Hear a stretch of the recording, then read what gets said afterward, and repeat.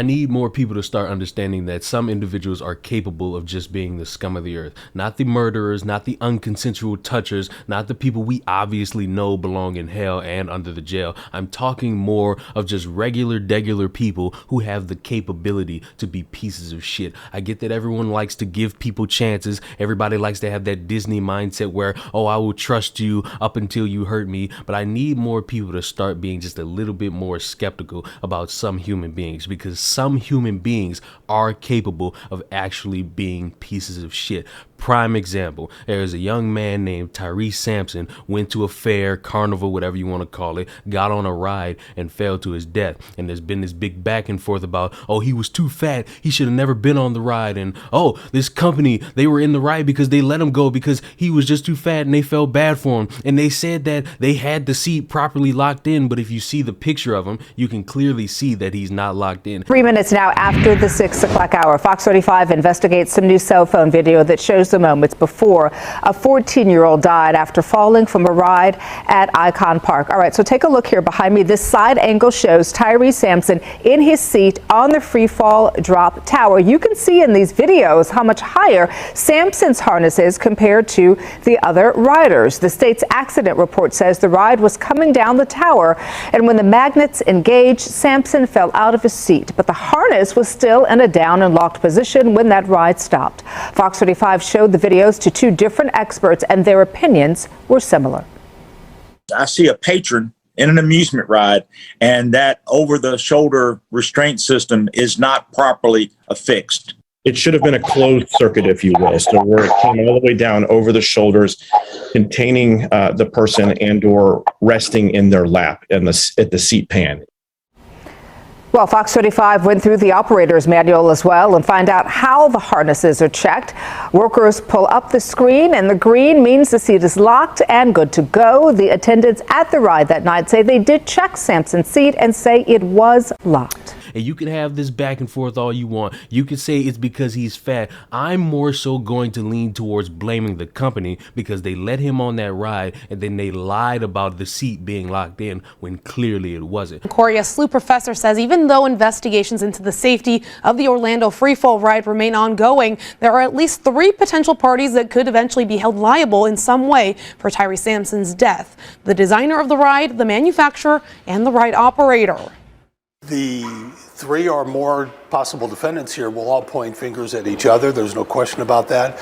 And under Florida law, where this happened, we have comparative fault where they can shift percentages of the blame among those defendants, and also partially, if they argue it, partially to the young man himself as the plaintiff.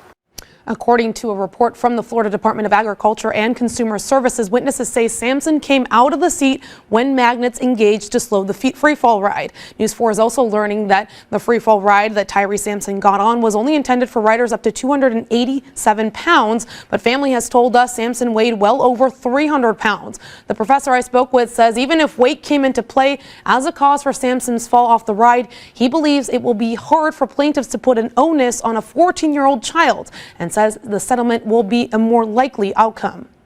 This wasn't a merry-go-round. This took people up more than 400 feet, and then there was a drop. Very dangerous activity, and you can't expect a 14-year-old to understand all the dangers that go into that. And the people on the ground operating the ride had the best, last clear chance to prevent what happened, most likely, by either telling him not to ride or to adjust the safety features. But we're not here to discuss all that and have a back and forth. We're here to talk about somebody who's undoubtedly the biggest piece of shit of this year and for the next few years. Because while the family is mourning, you got all the friends showing respect, you having this nice little gathering of people, you got somebody out there who's pretending to be a family member just for the attention. Some money. I said, I don't got no money. He said, yes, you do. So I went back in my job and I got him some money and I brought it back out.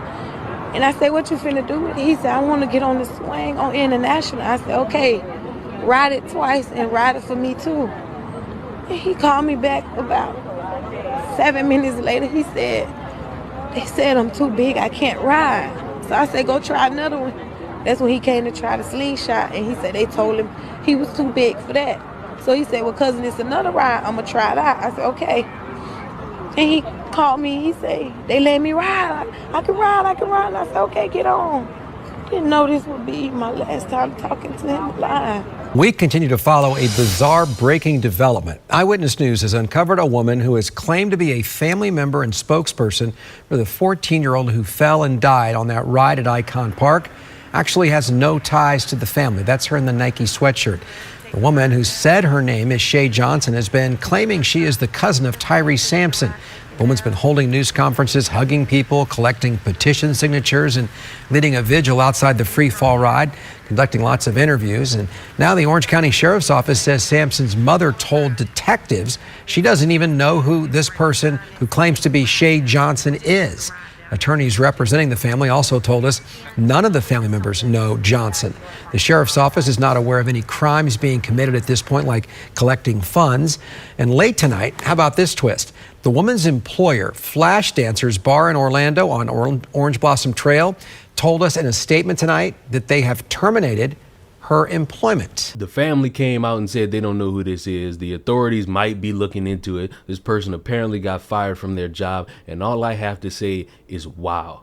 Fucking wow. Because if you think in your mind this is the perfect opportunity, or this is the perfect time to try to scam some people, or if this is your moment to act like you're the big conquering hero, you got on TV, you got on all these outlets, people see your face and you want a subtraction, I'm here to let a lot of people know all publicity is not good publicity. You don't want to be branded as something just so that you can become famous. You don't want the stink on you of notoriety from doing some dumb shit. You don't want to be publicly scrutinized and criticized and ridiculed, all because you wanted 15 seconds of some fame that exists in life. Social media and all this attention seeking is one of the biggest drugs that nobody wants to admit is addictive. And if you think for one damn second it is okay to pretend to be somebody's family member and then collect money and act like this big hero that's mourning the loss of somebody who you don't even know, I'm here to let you know you are one of the biggest pieces of shit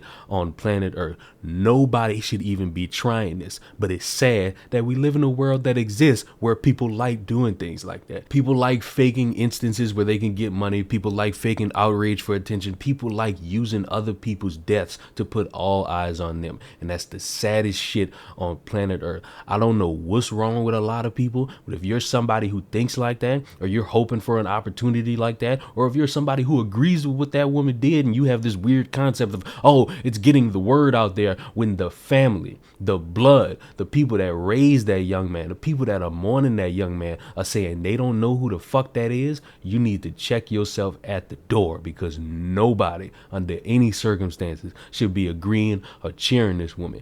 Everybody should be looking at her and anybody else who's hoping to do some shit like that and saying you are the biggest piece of shit walking the earth. And honestly, you can tell me anything you want, you can slice it however you want to feel, but at the end of the day, that woman is a piece of shit. So new tonight, scammers are trying to take advantage of this tragedy. They're wanting to defraud people who are trying to help out the family of Tyree Sampson. Let's get out to Fox 35's Lara Greenberg. She's joining us live now. So Lara, how can we tell which GoFundMe is real and which ones are fake?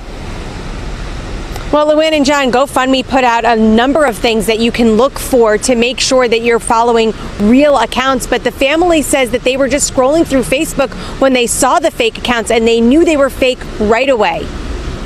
People in the world today, they feel like they could just take from people. That's exactly what the family of Tyree Sampson says some tried to do when they created fake GoFundMe accounts, scamming people out of money supposedly to be used for funeral costs.